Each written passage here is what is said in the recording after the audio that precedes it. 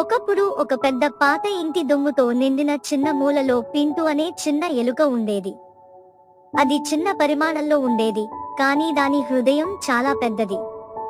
ప్రతిరోజు పింటు మరియు అతని స్నేహితులు తమ భోజనం కోసం ముక్కలు సేకరిస్తూ, ఇంట్లో నివసించే శక్తివంతమైన పిల్లితో అడ్డంగా తిరగకుండా ఉండటానికి ప్రయత్నిస్తూ తిరిగేవారు.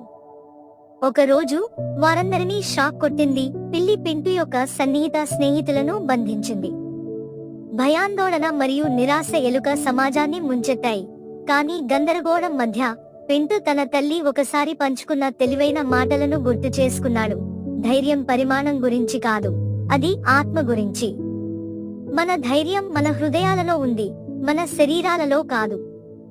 తన స్నేహితుల పట్ల ప్రేమ మరియు కొత్తగా కనుగొన్న ధైర్యంతో ఆజ్యం పోసుకున్న పింటు శక్తివంతమైన పిల్లిని ఎదుర్కోవాలని నిర్ణయించుకున్నాడు. అది ప్రమాదకరమని